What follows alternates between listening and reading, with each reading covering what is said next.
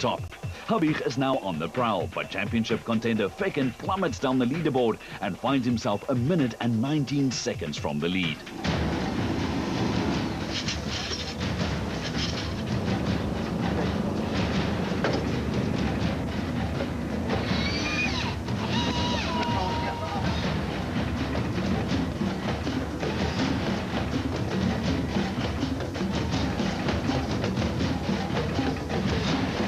This stage of the event, and as far as the championship fight between Feken and Gemmell is concerned, it's advantage Gemmell, following his stage-winning time. It's all right. There were some rocky patches we got through without a flat, and the time was pretty good there, so we've clawed back, I think, to third.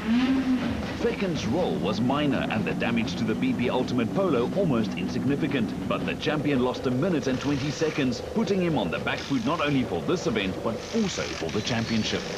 We're going to have to push really hard and see if we can make up a lot of places. That's the only plan there is. BP Ultimate Rally action continues in the Swartland of the Western Cape with a long stage 5 at Longvlei, immediately followed by stage 6, an exact repeat of the same 38 kilometers. As the drivers will be familiar with the road this second time around, expect the times to tumble. These two stages also account for more than half of the overall rally distance, so the outcome could well be decided over the next two stages. The Birchmore's Mitsubishi Lancer Evo 9 of Mike Nathan and Derek Jacobs was not only leading the production car category, but also occupied a spot in the top 10. But Nathan hit trouble in stage 5, losing around 5 minutes and dropping them out of the top 10 as a result. Evan Hutchison and Alvin Coetzee and the Motorrad Toyota Runix were still in a tussle with their Class A7 championship rivals and inside the top 10. But Stefan Wilken and Greg Gericke put in a great drive on stage 5 to edge further ahead. The Panhard Seed Strighton Express Polo opened up a 22-second Class A7 lead after stage 6. Jens Hubert and Henny Boertes were soldiering on as always and completed these two stages at 8th overall, but the Salom Group Polo was now well behind the 7th placed Total Evolution Runix of Fernando Rueda and Cobus Frey. The misfire under the bonnet of Rueda's steed seemed to be a thing of the past, allowing the Spaniard to get back up to racing speed. Kite, slide left, and caution, slippy, right 4. Which way? Right, straight? Yeah, straight, slide left, and then right 4. Right 4, slippy. The new Africa Developments Runix of Jaapie van Niekerk and Robin Houghton was supposed to be the first car on the road, but when he wasn't the first car to peer through the farmyards, it was clear that they had a problem. The gearbox finally cried enough, forcing van Niekerk to call it a day. Now I sit with the gear lever, man. Bergen Feken and Pierre Aries had it all to do now. The current champions nearly saw their title hopes slip away when the BP Ultimate Polo landed on its side on the stage before. And in a championship fight so close, every point counts. Feken started stages 5 and 6 in 6th position, but a full 31 seconds behind JP Damso's 5th place. In turn, Damso and Andre Vermeulen were also on the comeback trail after having lost lots of time on day 1. The Total Evolution Runix started the day in 8th and already moved up into 5th, but on stages 5 and 6, there was nothing Damso could do about the charging Polo behind him. Feken closed the gap by 10 seconds on stage 5 and took another 7 seconds from Damso on stage 6 to close to within just 13 seconds. Enzo Keen and Guy Hodgson had a slow start to the season, but the Cape Townian is looking much happier recently, and it's clear that he found the form that was missing for a few events. The BP Ultimate Polo started stage 5 just 2 seconds behind Gemmell's 3rd position. When Johnny Gemmell and Peter Marsh are flying, few people can stay with them, especially on these type of dirt stages. The Castrol Toyota Auris was fast on stage 5 and managed to edge away from Keen by another 2 seconds.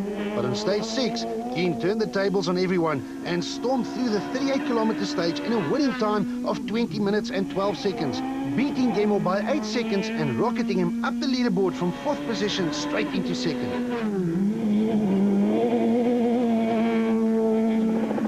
Jan Habig and Douglas Judd had a less than perfect run on stage 5, as the BP Ultimate Polo only managed to set the 6th fastest time. The multiple champion fought back in stage 6 and improved his time from the stage before by a full 23 seconds. But the overall time lost saw him slip from 2nd to 4th on the overall standings. From 6 on the road, rally leaders Mark Tournier and Robert Paisley were in the perfect position from where to carefully plan their attack.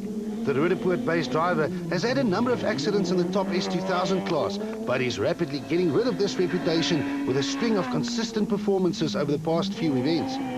The Castrol Toyota Auris continued its stage winning streak with another fastest time over stage 5, while a third fastest time on stage 6 extended the overall rally lead to a full 23 seconds. Okay, bad right to your left, into left 6. Caution, turn right 8, small dip, do not miss. Do not miss, turn right 8. Confirmation of Cronier's increasing lead at the top of the leaderboard, while Keen's second position makes him the Volkswagen meat in the Toyota sandwich. Feken is on a charge and now has 5th place JP Damso in his sights. After the break, BP Ultimate Rally action continues with Cronier's quest to become the only driver besides Feken and Gemmel to win a rally in 2009.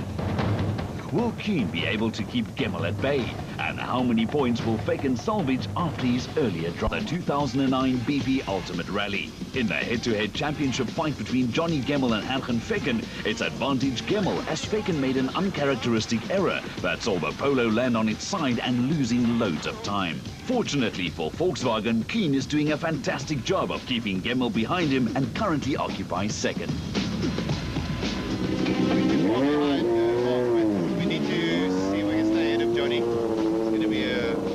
Push. They can outpace us, but let's hope he makes another mistake and then we can stay in front.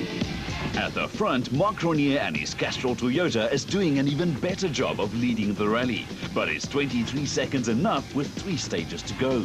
I think these guys are really quick in these stages, so for me it's going to be a nice clean stage. Give a little bit away, it's fine. And then go to the last 2 stages with a clean car.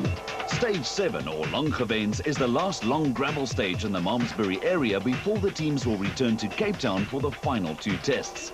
Stage 7 is also a repeat from Stage 4 run earlier in the day.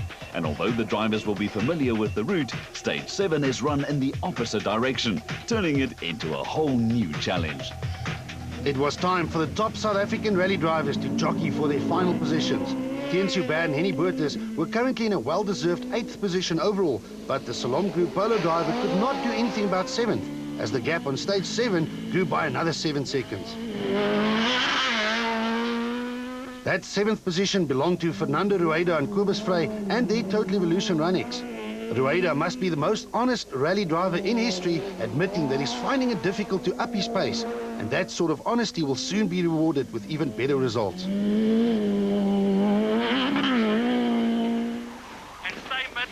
Rocky, turn right 9 over gate.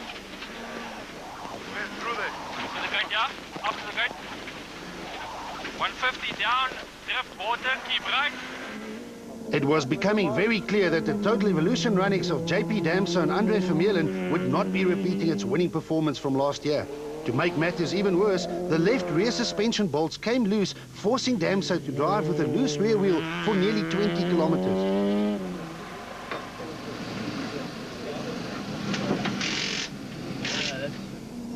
Damso's troubles made life easier for Hergen Feken and Pierre Aries, who started stage 7 14 seconds behind the Toyota. Damso lost more than 2 minutes and the BP Ultimate Polo gained another position to move into 5th, but more importantly, 1 position closer to Gemmel.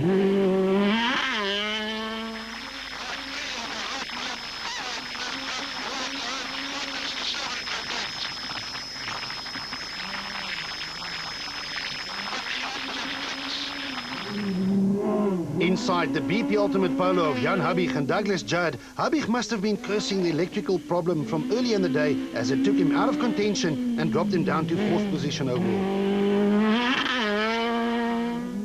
With Feken down in 5th, Johnny Gemmel and Peter Marsh were on course to reduce the championship points gap to 0. A second position here in the Swartland would even give the Castrol Toyota Auris driver a slender championship lead.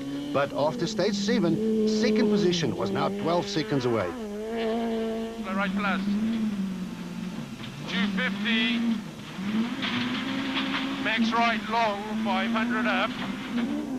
Enzo Keen and Guy Hodgson were doing exactly what the BP Ultimate Volkswagen team required them to do. Not only did they win stage 7 to consolidate their second position overall, but they were keeping Gemmel behind them and taking championship points away from Feken's title rival. 200. Flat, 200, flat left.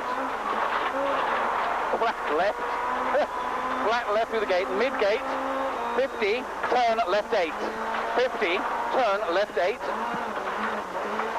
into right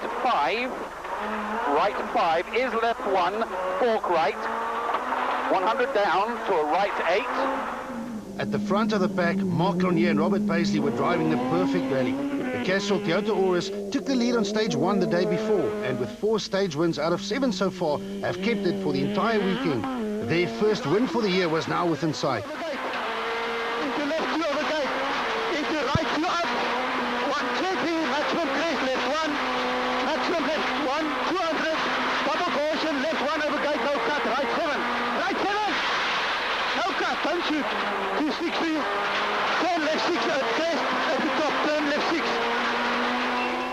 The action on the gravel stages in the Swartland was now a thing of the past, as the teams would soon head back to Cape Town for the final 2 short stages. Cronje remains in the lead, but Kuhn is breathing down his neck. Fecken moves into 5th, courtesy of Damso's suspension troubles.